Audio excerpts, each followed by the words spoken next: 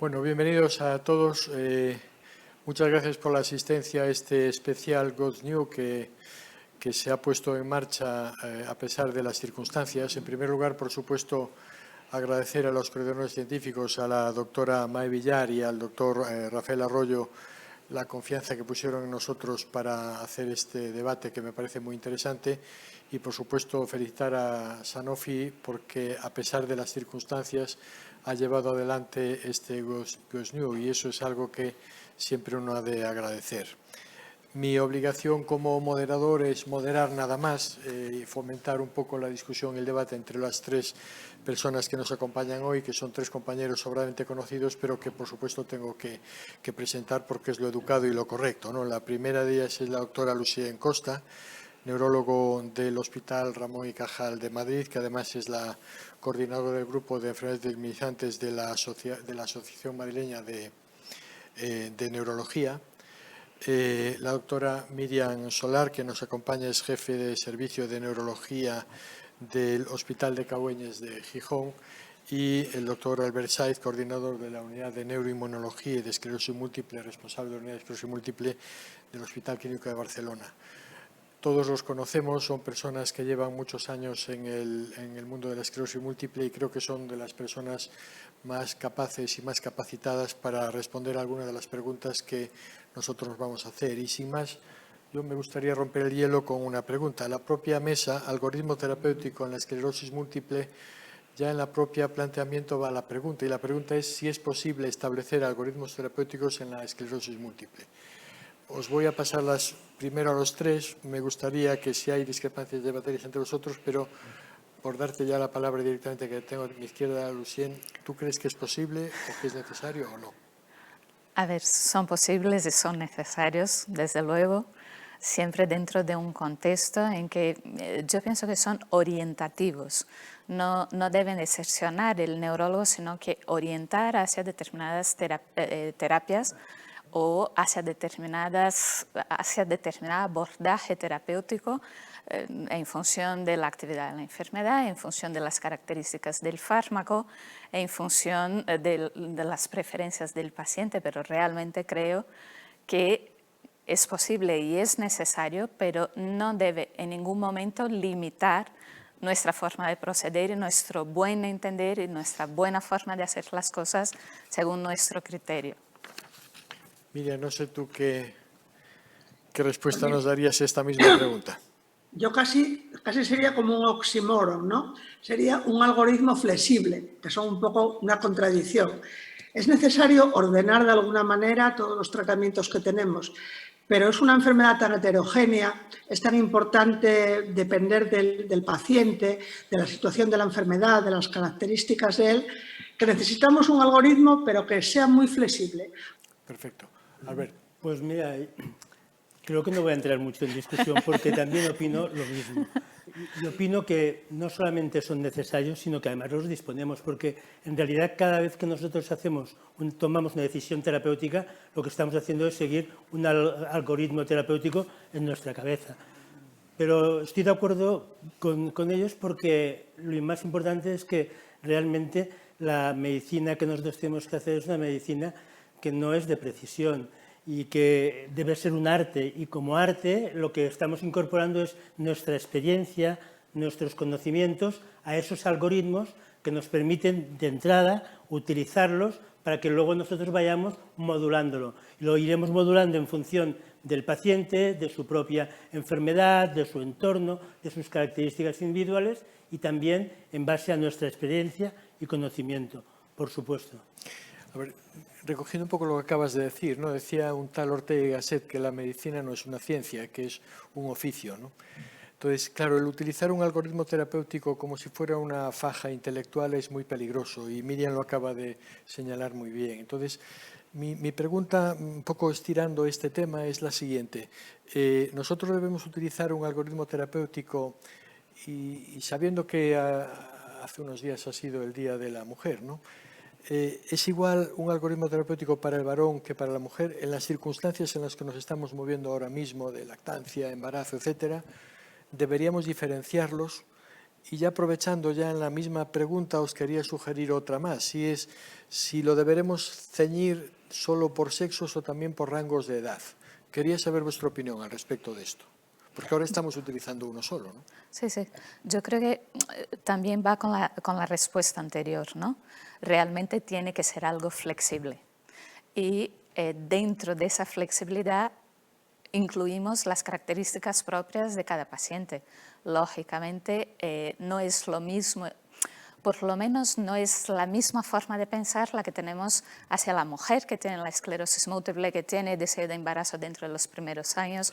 No es lo mismo pensar para la mujer que ya llega al diagnóstico embarazada, por ejemplo. Lógicamente, hay que tener esa flexibilidad. También la tenemos con las diferentes edades, porque desde luego no tiene nada que ver el abordaje terapéutico que hacemos del niño o del adolescente con el abordaje terapéutico que vamos a hacer del paciente con 65 años. Sí, Miriam, no sé. A ver, yo creo que hay que hacer diferencias, pero yo haría más diferencia por edades que incluso por sexos. ¿Por qué? Porque yo creo que lo importante es tratar al enfermo, de una manera global, y la enfermedad. Entonces, salvo que te encuentres con una paciente que esté embarazada en el momento del diagnóstico o que tenga un deseo irrefrenable e inmediato de embarazo, yo creo que no debería haber diferencias entre hombres y mujeres a la hora de apostar por un tratamiento que sea el idóneo. Debería de tratarse la enfermedad y abordar la enfermedad lo primero. Ya sabes que es un tema polémico y en el que yo siempre discuto. Ahora, en cuanto a la edad, sí que es importante. Yo creo que más casi que la diferencia entre hombres y mujeres, porque no es lo mismo tratar a un adolescente que a una persona mayor, porque para empezar, su enfermedad también va a tener unas características distintas, ¿no? O sea que yo creo que todos los pacientes hay que tratarlos según el estado de su enfermedad. Y ahí entran muchas variaciones, pero no por ser hombre o por ser mujer tenemos que tomar una decisión claramente distinta en cuanto al tratamiento, desde mi punto de vista, que ya sé que es un poco polémico. No, está bien. Oye, interrumpidos entre vosotros, tampoco, ya que hemos quitado la faja intelectual, quitemos todas las fajas, ¿no? Bueno, a ver, yo estoy de acuerdo, pero veamos, si nosotros miramos los factores pronósticos que se han descrito en esclerosis múltiple, el sexo femenino es un factor favorable. Y eso está mal hecho, está hecho pues porque hay muchas más mujeres y por tanto vamos a tener una evolución diferente y porque cuando miramos factores pronósticos estamos poniendo también a pacientes o personas que tienen un síndrome clínico aislado que luego a lo mejor no va a ser nada más que esto o va a estar durante mucho tiempo en ese sentido. Y cuando decimos de hombre, lo ponemos en el otro lado, lo ponemos como un factor pronóstico más grave, ¿no? Por tanto, yo creo que lo debemos de relativizar en parte. Pero estoy muy de acuerdo con ambas de la edad. La edad tiene mucho que ver. Un diagnóstico de una enfermedad en un paciente a una edad más tardía tiene un pronóstico diferente. Se han ido quemando unas etapas que en poco tiempo las va a recorrer respecto a un paciente joven. Sabemos que con la edad cada vez hay menor actividad inflamatoria, tanto en forma de brotes como actividad en la resonancia. Por tanto, no nos deberíamos de plantear lo mismo en un paciente joven que en un paciente mayor. Y es más, los ensayos clínicos se han hecho en pacientes menores de 55 años. No tenemos ensayos clínicos con pacientes de mayor edad y sabemos que la farmacodinamia, todo lo que es la farmacología de un paciente de edad más avanzada es muy diferente de una persona más joven y no sabemos si los efectos adversos serán igual y la eficacia la tendremos que valorar dentro de un contexto que será un paciente con menor actividad inflamatoria. Y a lo mejor lo tendríamos que mirar diferente. Ahora volvemos a este tema, porque quería preguntaros algo al respecto de esto, ¿no? Pero habría una pregunta que espero que genere al menos polémica, ¿no? O discusión entre vosotros, que es lo que aparece en pantalla, ¿no? Es decir, nos hemos estado manejando durante todos estos años, probablemente de una manera correcta, ¿no? Entre fármacos de primera y segunda línea, ¿no? Lo de primera y segunda línea siempre deja a uno incómodo porque la relación entre la línea y otros aspectos es siempre difusa, ¿no? Entonces quería preguntaros al respecto, si esto de hablar de primera y segunda línea, ¿qué os parece? Si deberíamos seguir por ahí, seguiremos seguir por algún otro parámetro distinto que la primera y segunda línea, ¿no? Yo no sé si va a generar polémica o no, pero No, desde seguro, luego yo de no esto se estoy de acuerdo con esa nomenclatura, me parece muy desafortunada a la fecha en que estamos con la disponibilidad de fármacos que tenemos, ya que realmente limita mucho la visión y quizás, sobre todo la gente que no tiene mucho manejo, muchos años de experiencia con esclerosis múltiple, piensa que los de primera línea son obligatoriamente estos de primera línea y realmente no es así. Yo creo que es mucho más apropiado hablar de fármacos de una moderada eficacia o de alta eficacia o de muy alta eficacia, o quizás hablar de fármacos de plataforma y fármacos de alta eficacia, pero desde luego eso me parece un término que está muy pasado, que no deberíamos seguir utilizando porque realmente nos limita y sobre todo desde el punto de vista de docencia es muy complicado luego quitar de la cabeza de los jóvenes esa idea de primera y segunda línea como la única opción. Voy a decir me too, porque estoy totalmente de acuerdo con lo que dice Lucía. Realmente yo creo que deberíamos intentar que desapareciera lo de primera y segunda línea, porque fue algo que se hizo fundamentalmente. Cuando dices me too te refieres a que estás de acuerdo, ¿no? Está de acuerdo. Exactamente. Vale, no, por aclarar. Pues yo estoy en contra, Yo estoy muy contento. Yo creo que estamos perdiendo tiempo en hacer una discusión semántica sobre fármacos de primera y segunda línea, que a mí realmente creo que no da mucho más de sí. Pero yo, si tengo que mantenerlos, yo los mantendría por dos razones. En primer lugar, lo que nos están diciendo con los fármacos de primera y segunda línea nos está recordando que unos fármacos tienen una eficacia moderada, que lo sabemos, y que tienen un perfil de riesgos bajo, mientras que los otros estamos hablando de unos fármacos que tendrán mayor eficacia con un perfil menos favorable. Y, por tanto, siempre nos lo vamos a tener en la cabeza, de que nosotros estamos actuando con un paciente en una línea o en otra y que vamos a tener unos problemas o no, y que cuando hablamos con los mismos pacientes les estamos también haciendo pasar por este tipo de razonamiento y de argumento. Que luego cambiemos, disculpa, lo que a lo mejor no estamos de acuerdo es si este fármaco lo vamos a dejar como primera línea o lo vamos a dejar como segunda. En eso seguro que tendremos motivos de cambiarlos. Pero lo que sería lo que te asocias tú a fármaco de primera y segunda línea funciona. Para mí me funciona. Pero te digo una cosa, de cara a los gestores, ese es un término muy desafortunado, porque luego es muy complicado que entiendan que no necesariamente los fármacos de primera línea son obligatoriamente los fármacos con los cuales tenemos que iniciar los pacientes. Nosotros cuando hicimos el protocolo de Madrid pues, tuvimos muchísimos problemas con esa nomenclatura, pero primera fíjate, y segunda línea, porque al final, no entiende. Claro, al final la discusión es con gestores, Sí. con personas que tienen un punto de vista económico, Sí. que no son personas que ven pacientes, que tienen que tomar una decisión terapéutica y que les debemos de controlar tanto en la parte positiva como en la parte negativa.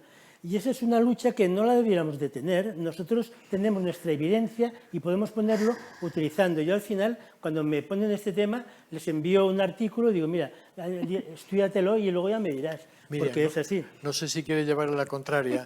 Sí, sí. A ver, es que me parece que estamos tirando piedras sobre nuestro propio tejado con lo de la primera y la segunda. Sería precioso que no tuviéramos que tratar con los gestores, pero es que están ahí y tenemos que tratar con ellos día a día. Entonces, si tú pones la primera línea, siempre te podrán decir, ¿cómo te saltaste la línea? ¿Por qué empezaste por la segunda? Los que llevamos muchos años en esto sabemos que se formó primera y segunda línea un poco por el orden en que fueron apareciendo los fármacos. Pero para la gente joven no tiene sentido que mantengamos ese término, que yo creo que es arcaico, sinceramente. Bueno, yo continuaré. Mira, Sí. yo digo a los alumnos, cuando les doy esta lección, les digo, lo único que tenéis que saber, no os voy a preguntar los mecanismos, porque los mecanismos nos olvidaremos. Tener un poco de noción es de cultura, pero en realidad el concepto que tenéis que tener como médicos que seréis de medicina general de entrada es recordar si es un fármaco de primera línea, si lo que te está diciendo el paciente tiene, por ese efecto secundario que viene, tiene que ver con el fármaco o no. Es lo único que os tendréis que recordar. Y si es un fármaco de segunda línea, os hará pensar, ojo, a lo mejor el problema que tiene este paciente tiene que ver con eso. Por tanto, al no especialista le ayuda.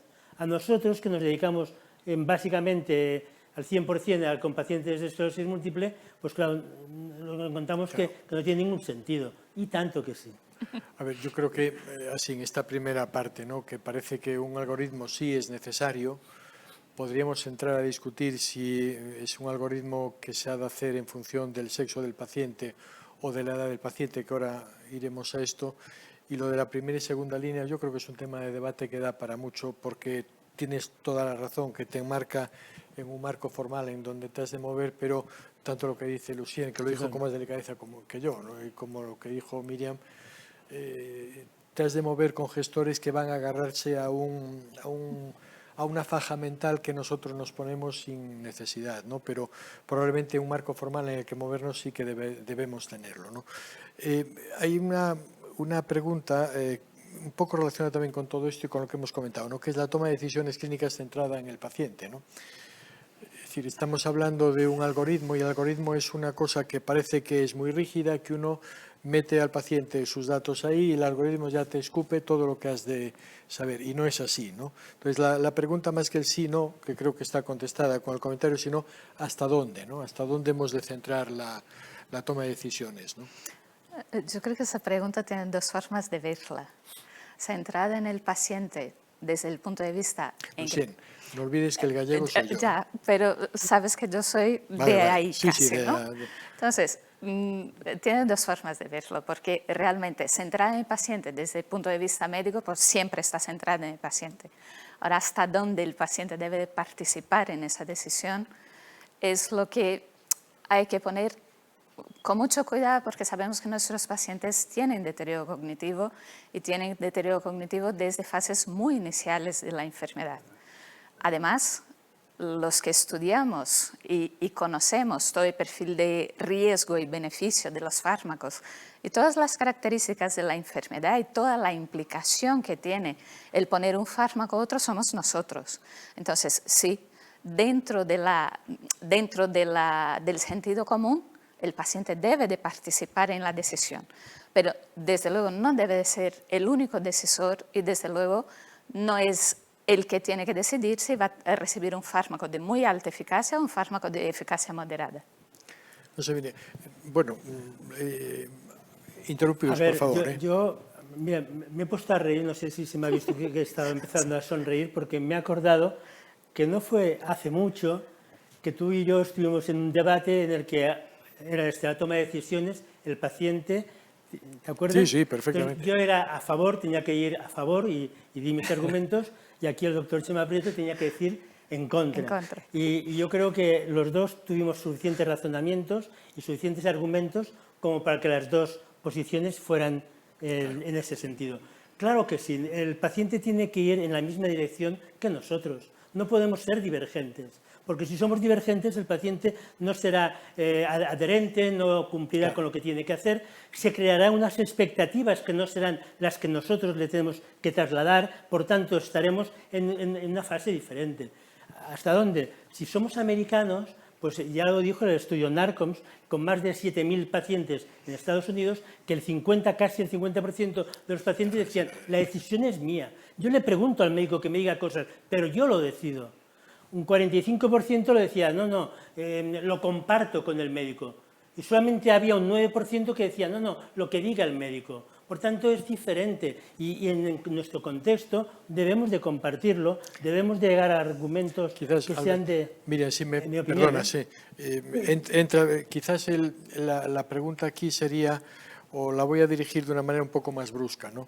El hecho de que tú muchas veces estás ante el paciente y le propone, dije, mire, esto es lo que tenemos, escoja usted. Llevada la pregunta al extremo. Creo que esto no es buena praxis, pero bueno, Miriam, disculpa. Yo creo que tiene que ser una decisión realmente compartida. Lo que pasa que cuánta parte es el médico y cuánta parte es el paciente a veces es complicado. Nosotros quizás no tenemos que ser paternalistas, pero sí que tenemos que, yo creo, tutorizar un poco al paciente, ¿no? O sea, está claro que el paciente va a decidir, pero la información que recibe la mayor parte se la estamos dando nosotros. O sea, que nosotros estamos influyendo. No tenemos que tener el lema del despotismo ilustrado, aquel de todo para el pueblo, pero sin el pueblo, pero tampoco dejar que el paciente lo decida al 100%, porque muchas veces no tiene la información ni los mecanismos mentales necesarios. Entonces nosotros tenemos que estar ahí, eso como un tutor responsable, que yo creo que es lo que en el fondo todos hacemos, ¿no? Tú estás influyendo en el paciente, pero dejándole también que él elija. Y la decisión final, ¿quién la toma? Pues va a depender muchas veces del caso, del paciente y del tipo de enfermedad. Pero ¿cuántas veces, aunque el paciente toma una decisión, nosotros no intentamos convencerle de otra cosa porque creemos que es la mejor para él? Pues seguro que muchas veces. Totalmente. Sí, probablemente lo que ha comentado en un momento totalmente. Albert, ¿no? Que tú tienes que asegurarte también en ese ten con ten o esa negociación la adherencia del paciente. A la brava no es posible, Nunca lo consigo. ni se debe hacer, ¿no? Ya sería una mala praxis, ¿no? Oye, volviendo un poco hacia atrás en lo que hemos comentado, ¿no? Es decir, si yo ahora hago un algoritmo terapéutico, el algoritmo en cierto modo tiene una forma de comportamiento dicotómico, es decir, sí, sí, no es, ¿no? Entonces, ¿qué le vamos a dar más peso en el algoritmo a la hora de decidir? La clínica del paciente, el tipo de clínica, si es cerebelosa, si es medular, etcétera, los hallazgos en líquido cefalorraquídeo, los hallazgos en resonancia, ¿pesan todos lo mismo? ¿Qué peso le daréis vosotros? En fin. Me vas a echar una bronca otra vez, pero... No. Si tengo todo, porque tengo que prescindir de algo, ¿no? Nosotros... El depende es la respuesta más correcta habitualmente. Habitualmente. Si tengo todo, porque tengo que prescindir de algo. Tenemos buenos factores pronósticos clínicos, desde luego muy buenos radiológicos, muy buenos en líquido cefalorraquídeo. Yo no veo el por qué dar más peso a cada uno, sino que aunar los tres, y posiblemente en un paciente tenga mucho peso el que tenga 4 lesiones medulares y en otro paciente tenga mucho peso el que tenga bandas de IgM lipidoespecíficas y en otro paciente tiene mucha importancia que tenga 2 brotes en los primeros 4 meses. Realmente depende mucho del paciente, depende mucho del tipo de enfermedad del paciente y de cómo se presenta. Miriam, no sé si quieres... Es que es lo mismo, lógicamente. ¿Por qué vas a tener en cuenta un solo factor? Estamos todo el día buscando marcadores y factores pronósticos, y entonces luego vamos a tirar solo para uno. Es que estos son cortes transversales, ¿no? En cada momento hay uno de los factores que tirará más que el otro. A veces primará la clínica o la resonancia según lo que llame la atención en aquel momento. No sé, es que ¿por qué vamos a prescindir de uno? Ahí está. Tenemos que hacer una visión de conjunto. Albert, perdóname. Sí, yo estoy de acuerdo. O sea, lo que tenemos que hacer es individualizar esta información al paciente que tienes concreto. Y en un paciente más le darás un poco más de peso. La clínica, si un paciente ha hecho un brote y se ha quedado con una hemiparesia... Y no tenéis la impresión, es una impresión, en mi pregunta está una respuesta, pero no tenéis la impresión de que a veces en la decisión terapéutica parece que la resonancia, el hecho de que haya mucha carga lesional, captación de contraste, etcétera, como si le diéramos más peso a que tenga bandas subacronales o a que tenga una clínica cerebelosa o medular. Lo pregunto, porque yo tengo esta impresión, pero... A ver, mira, pues lo podemos decir con respuestas claras. Por ejemplo, tú tienes un primer brote y tú miras la resonancia, los que tienen más lesiones, sí que es verdad que se van a convertir antes en esclerosis múltiple. Tienes más de 9 lesiones, duplicas el riesgo que un paciente que tenga menos de 9 lesiones. Pero si tú quieres utilizar esa resonancia para decir 20 años después cómo estará el paciente, no te dicen nada. Y solamente te lo dirá 5 años después de lo que haya pasado. Por tanto, delante de ese primer paciente que tiene una resonancia X, la que sea, si me ha quedado con unas secuelas, me pesará muchísimo más que la resonancia y le daré el valor que pueda tener. ¿Cuántos pacientes vemos que dices, ostras, ¿cómo debe estar este paciente por la resonancia? Y luego ves un paciente que es funcional, que no tiene problemas. ¿Por qué? Porque en la resonancia lo que vemos todo es lo mismo. Vemos unas lesiones blancas que lo que hay subyacente seguramente no significa lo mismo. Y además, ¿dónde están? Probablemente aquí, yendo hacia atrás, en un comentario que hiciste antes en cuanto a la edad, ¿no? Probablemente la lectura de la resonancia magnética a la hora de tomar una decisión terapéutica, tanto de inicio como de seguimiento. La lectura no es igual en un paciente de 20 años que un paciente de 45 o 50 años. No sé qué opináis, porque probablemente ahí también entre el algoritmo no sea el mismo, ¿no? A la hora de... Y yo te diría otra cosa, quizás da la sensación de que nos preocupamos más por la resonancia porque posiblemente sea lo que más frecuentemente tiene mucha carga lesional o lesiones mal colocadas, ¿no? Es más raro que tengas un paciente con un brote polifocal con muy mala recuperación después, o quizás es más raro que tengas un paciente con bandas de IgM lipidoespecíficas, no sé. Quizás la sensación de que damos más importancia a la resonancia es por frecuencia y no porque realmente le demos más importancia. No sé, Miriam, ¿tú qué opinas? Yo creo que le damos a veces más importancia, no siempre, porque tampoco al paciente lo vemos todos los días, ¿no? Entonces, a lo mejor el paciente ha tenido brotes que no te contó porque las visitas se espaciaron un poco, porque le dio poca importancia, mientras que las lesiones de la resonancia las ves, es algo claramente objetivo y que puedes medir, mientras que en la clínica siempre hay una subjetividad tanto por parte del paciente como por parte del que lo explora. Hombre, yo creo que es vital la resonancia cuando tienes sospechas de que un paciente tiene pseudobrotes, y si la resonancia no aparece repetidamente nuevas lesiones, te hace pensar que el paciente sí que tiene pseudobrotes, pero que tenga más peso, yo creo que es por eso, porque es el dato que tú tienes objetivo, pero no creo que tenga más peso, yo creo que tiene mucho peso, pero un peso más a sumar a la clínica fundamentalmente. Que sigue siendo, yo creo que no se nos tiene que olvidar que somos clínicos y que tenemos que escuchar al paciente y explorarlo cada vez que va de visita, que va a la consulta o que nos cuenta algo nuevo, que a veces se nos olvida explorar al paciente. Oye, aunque no esté en el listado de preguntas, ¿no?, que teníamos o que tenía planteadas, pero ¿cada cuánto tiempo aconsejáis vosotros que se haga un control del enfermo? ¿Se puede hacer en un algoritmo? Sí, un control clínico. Estoy pensando no solamente en situación normal, sino excluyendo el tema COVID, ¿no?, que volveremos si podemos. Bueno, no lo excluyamos del todo, porque hemos aprendido cosas con el COVID. A ver, yo al menos he Venga, aprendido cosas, porque hemos estado realizando mucha medicina remota a través de las llamadas telefónicas y hemos aprendido pues, que hay muchos pacientes que a lo mejor los vemos demasiado. Hasta aquí podemos decir, incluso, que los vemos demasiado. Los vemos excesivamente. Es decir, no, cosa que según qué medio lo digas, pues a lo mejor puede ir en contra nuestra, pero es verdad. Y luego hemos aprendido que hay otros pacientes que tienen más necesidad, pero que realmente a través de una visita también remota podemos solucionar muchos de los problemas que podemos hacer en nuestra práctica clínica diaria. O sea que, no sé, diría que lo habitual es que cada 6 meses. Diríamos que al principio nosotros cuando ponemos una terapia, le ponemos la terapia, al mes le llama a la enfermera para preguntar cómo va, claro, a los 3 meses le volvemos a verlo a los 3 meses más y después, si todo va bien, cada 6 meses. Yo haría un inciso, aparte de todo lo que hacemos de seguimiento de seguridad, que hay que hacerlo, sí que es cierto que un paciente que va bien cada 6 meses me parece más que suficiente, pero sin embargo en ese paciente que sospechas que está haciendo transición hacia formas secundariamente progresivas, he visto que si les ves más a menudo, vas a coger la progresión antes y posiblemente vas a ser más útil desde el punto de vista terapéutico.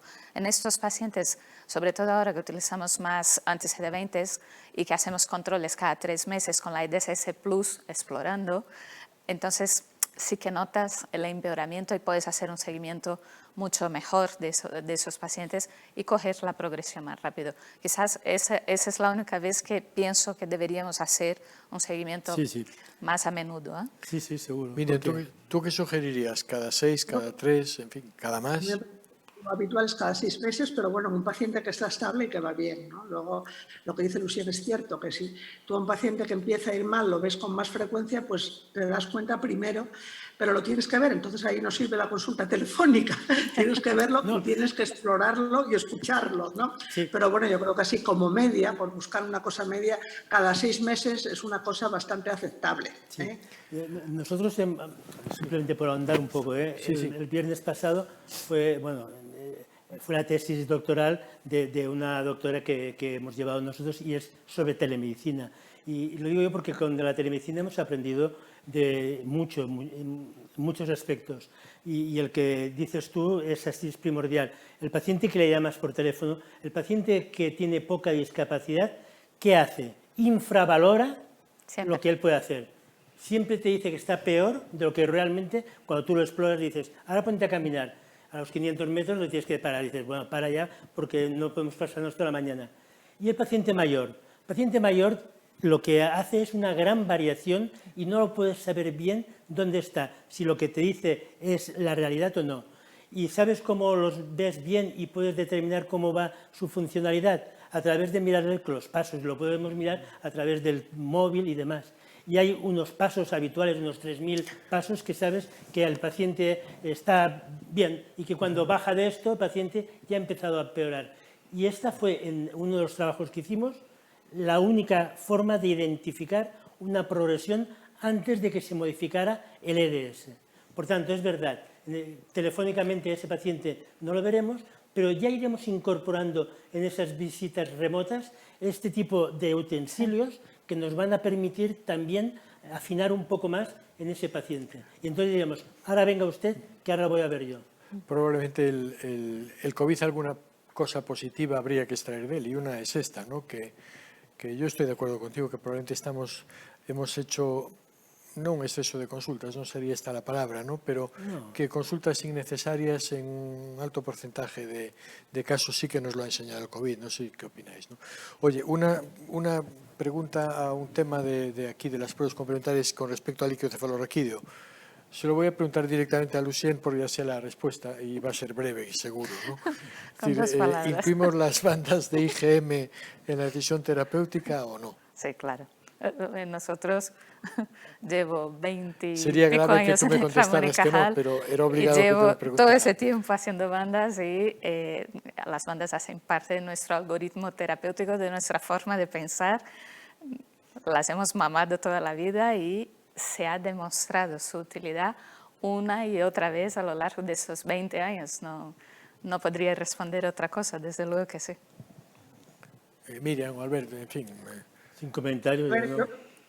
yo tengo que decirte que no puedo opinar porque ahora mismo no disponemos de ellas desde hace tiempo, entonces claro, no las podemos incluir porque se estuvieron haciendo, pero bueno, era una persona con una beca, la beca se acabó y ahora mismo no hay disponibilidad en toda Asturias de hacer IgM.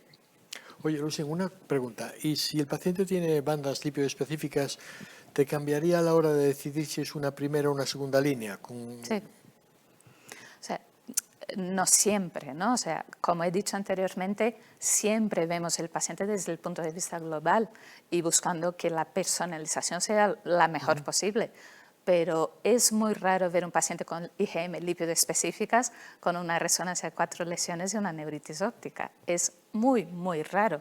Lo que va a pasar habitualmente es un paciente que llega ya contando 2 brotes en los últimos 3 meses, con una resonancia con mucha carga lesional, con lesiones muy mal localizadas, y lógicamente ese paciente es un paciente ya de fármacos de muy alta eficacia. Ya que dices la resonancia, que es una de las preguntas que tenía, ¿no? Antes os preguntaba si le dábamos peso a la resonancia, al líquido, en fin. Dentro de la resonancia, ¿qué pesa más? Que el paciente tenga agujeros negros de inicio a la hora de tomar una decisión, que el paciente tenga muchas lesiones, ya algo lo comentó Albert en cuanto a la carga lesional, la localización de las lesiones. ¿Qué te inclina a ti a la hora de decidir por uno u otro tipo de terapia? A mí hay 3 cosas que no me gustan nada por evidencia científica. Una carga muy alta de lesiones medulares, una carga muy alta de lesiones corticales y mucha atrofia medular. Yo creo que son factores pronósticos muy consolidados ya en resonancia magnética y que realmente, pues, cuando lo ves de inicio, pues te echa atrás. Sí, yo estoy de acuerdo. Y además, el otro punto sería verlas en el tronco del cerebelo. Todos estos pacientes no tardan tantos años que ver las consecuencias, en muchos casos cognitivas, con funcionalmente pacientes muy alterados. Y con los pacientes que tienen mucha carga medular, que van haciendo brotes medulares, son los que antes llegan a una forma secundariamente progresiva con mayor discapacidad y que son más difíciles de tratar con las terapias habituales. Yo creo que sí. Sí, Miriam. Permitidme una pregunta al respecto de la resonancia, porque es algo que, bueno, yo dirigí una tesis a ese respecto y es algo que me intriga, ¿no? Si un paciente joven viene con un ictus lacunar, que es un agujero, nos hacemos 14 cruces y le ponemos todas las posibilidades terapéuticas, aparte de desguazarlo en causas, ¿no? De buscar todas las causas posibles. Sin embargo, un paciente que viene con una esclerosis múltiple, tú le haces una resonancia magnética de primera intención, tiene agujeros negros y esto a mí me pone muy nervioso. Yo creo que eso tiene tanto más peso que el número de lesiones o incluso localización. No sé lo que pensáis. Nosotros lo hemos hecho en nuestros enfermos y desde luego el pronóstico a largo plazo es claramente peor. Pero, en fin, Miriam, adelante, ya que te corté antes. Ya. A ver, a mí me sigue pareciendo muy importante la localización y el número, pero claro, los agujeros negros están indicando que ese cerebro ya lleva enfermo un tiempo, ¿eh? Entonces ya pasó un tiempo que ya no puedes recuperar. Y en cuanto al futuro, pues sí que a lo mejor hay que darle más importancia, porque claro, tienes un daño que ya te indica que ese cerebro está dañado desde más tiempo de lo que tú piensas. De todas maneras, yo creo que, desde luego, las localizaciones en sitios estratégicos, como puede ser la médula o el tronco del encéfalo, el cerebelo, pues desde el punto de vista de la discapacidad del paciente van a ser muy, muy importantes. Pero claro, el agujero negro es lo que te indica. O sea, el cerebro está mal y eso es irreversible, bueno, lo otro casi también, pero bueno, ya ese cerebro ya está dañado de una manera importante, ¿no? Yo creo que, Albert, adelante. Supongo que aquí discreparíamos, pero de esto se trata. Mira, yo creo que puedo discrepar en algún aspecto porque tú sabes que no basta con mirar que el agujero es negro, sino también tienes que cuantificarlo. Entonces, si tú me hablas que lo has cuantificado, que lo has puesto respecto al líquido cefalorraquídeo, poniendo ahí el puntero, hombre, pues te diré que sí, porque entonces hay un buen correlato clínico-patológico de qué cantidad de neuronas has llegado, perdón, qué cantidad de lesión hay, efectivamente. Entonces, yo creo que, más que nada, a mí lo que me está diciendo lo que dice Miriam. Realmente te está informando de que ese paciente tiene ahí unas alteraciones de tiempo, lo que sea, cuando fue, que ya son irreversibles y que, por tanto, cuanto más tiene que perder para que todavía lo veamos más con una alteración. Pues no sabemos qué cantidad tendremos que perder, pero ya te está diciendo cómo ese paciente no va bien. Ahora, tomar la decisión o ponerle más peso a este que a otros, me cuesta. A mí también. Yo tampoco. Me da una información temporal en cuanto a que daño crónico es reversible en la mayoría de los casos, pero no tomo decisiones terapéuticas por agujeros negros. Los incluyo, pero no me parece la medida de resonancia que nos ofrece un mejor peso pronóstico a largo plazo. Que el número de lesiones. Que la localización de lesiones. Sí, o, por ejemplo, la atrofia medular. Sí. Oye, ¿veis la siguiente pregunta? No sé si la estáis viendo, ¿no? Si esto es una pregunta que yo incluyo a veces en algún debate porque no sé si es correcto, ¿no? Incluir en el algoritmo terapéutico de inicio a un paciente que sea o no JVC positivo o negativo, porque la negatividad no te excluye la futura positividad y te obligaría probablemente a un cambio. No sé qué opináis sobre esto, si esto se debería hacer de principio o no. A ver, fíjate, lo podemos hacer, o sea, yo creo que al principio los pacientes los tenemos que tener lo más estudiados posible, vacunados desde el principio, en fin, no perder tiempo. Pero el virus, el saberlo ahora, si no lo vas a utilizar ese dato en este momento, pues tampoco tiene mucho sentido. En el momento que tú lo vas a utilizar, porque dices, ahora voy a decir una terapia que sí que puede contribuir el que tengas virus JC positivo o no, pues lo puedes hacer en ese otro momento. No te lo excluye. Tenerlo, lo sabéis que lo tenemos en una semana. Tú lo pides hoy y en una semana. Normalmente no tenemos que tomar una decisión tan rápida como para que lo necesitemos tener. Y como tú dices, se lo podría hace 3 años y es ahora cuando lo voy a utilizar ese dato para saber lo que le pongo ahora, lo tendré que volver a hacer. Claro. Fíjate que yo pienso que quizás es mucho más importante saber cómo tienen los varicela, si ha pasado la varicela o no, si tiene serología varicela positiva, porque es así que tengo que vacunar al paciente antes de ponerle cualquier fármaco y puede que después de determinados fármacos no pueda vacunar el paciente de la varicela. Yo utilizo los anti-JCs cuando pienso en terapias específicas, si no, no lo incluyo de forma sistemática en las pruebas iniciales que hago a los pacientes con... Me sospecho el comentario de Miriam, pero... Totalmente. O sea, no se incluye nunca en una fase inicial. Ya cuando lo necesites, ya se lo haces, pero además tienes los resultados en poco tiempo. Claro. Oye, en el seguimiento del enfermo, y esto me permite enlazar otras 2 cosas, ¿no? Es ¿Cuándo hemos de cambiar de tratamiento? Tú comentaste antes, Lucien, el tema de que un seguimiento muy estricto o muy continuado te permitiría identificar antes el cambio de una forma u otra. ¿Cuándo tú crees que se debe cambiar de fármaco? Vamos a ver, yo creo que es fundamental detectar el fallo terapéutico rápido.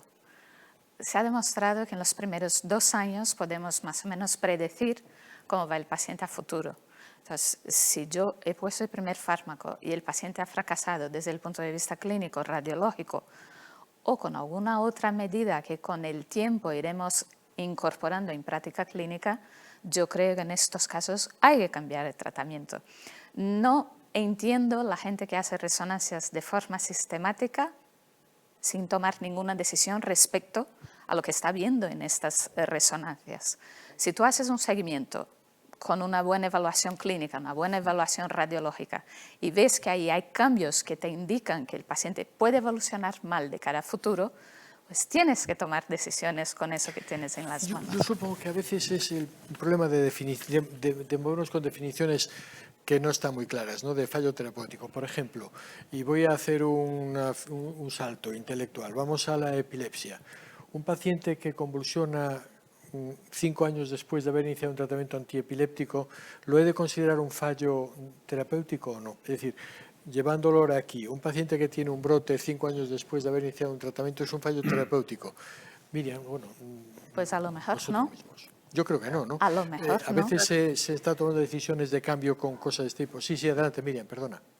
Si cambiamos, en vez de la epilepsia, si es un paciente que es un coronario y que tiene un infarto severo a los 5 años de haberle hecho el stent, ¿tú consideras que es un fallo terapéutico? Pues casi que sí, ¿no? Sí, yo creo que es que depende de la enfermedad. Y con los medios que tenemos ahora, no sé si se puede decir lo de la tolerancia cero, pero la tolerancia como mucho 0,5. O sea, cada vez que el paciente no va bien y tenemos más cosas que hacer con él, cosas que ofrecerle, no tenemos por qué esperar. Yo creo que no lo estamos haciendo bien si no optimizamos en lo posible al paciente. Espero que Albert te lleve la contraria.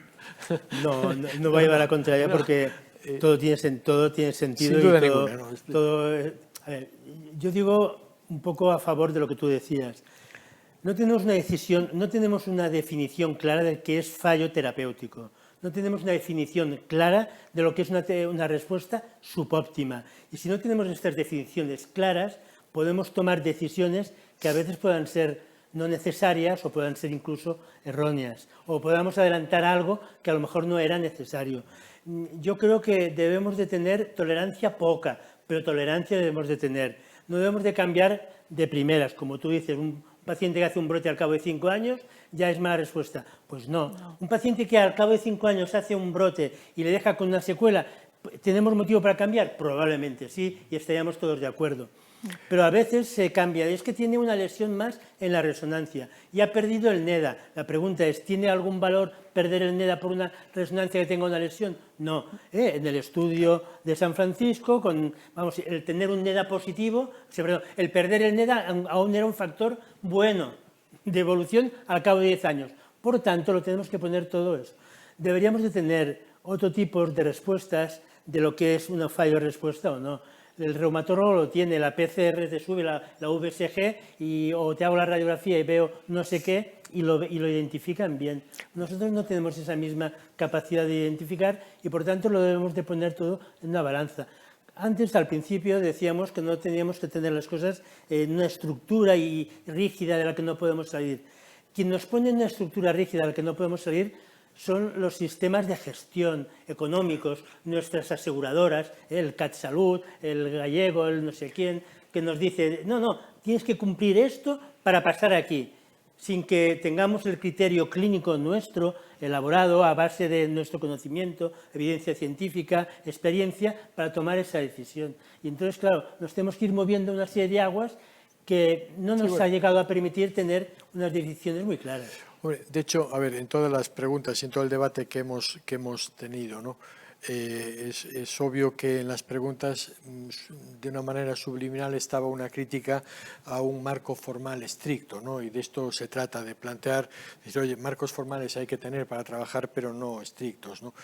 Yo espero el haber cumplido con el encargo que nos han hecho los coordinadores científicos, a los que le vuelvo a agradecer, por supuesto, el planteamiento de la charla. Por supuesto, quiero agradeceros a vosotros las intervenciones y lo fácil que lo habéis puesto. Me hubiera gustado más sangre, ¿no? Pero, en fin, vamos a dejarlo por una próxima... razonables. Sí, pero bueno, lo dejaremos por una próxima ocasión en el que podemos estar más próximos, que el COVID nos permite estar más próximos y discutirlo de una forma apasionada, que siempre es más, Exacto, esto es lo que más nos falta. interesante. Bueno, ¿no? pero yo creo que ha sido mucho más apasionada que cuando se hace siempre a la distancia, que todas las personas están lejos. Desde luego. Aquí nos hemos podido mirar, al menos a ellos les he podido mirar la cara, he visto en Exacto. función de su aspecto si tenía que cambiar o no, o modular mi respuesta, y eso es bueno. Cuando lo hacemos todo a través de la imagen realmente no terminamos de apreciar esos detalles, y yo creo que nos ha hecho perder un poquito. Pero bueno, yo creo que esta charla ha sido muy buena. Creo que Alberto acaba de dar en el clavo, ¿no? Que este tipo de sistemas es muy bueno como un complemento, pero nunca es un sustituto de una relación personal, y seguro que el próximo GoesNew lo haremos presencialmente, como la gente de bien que somos. Ojalá. Nada más, muchas gracias a todos por vuestra asistencia y gracias a los tres por la colaboración, a que esto saliera tan fácil.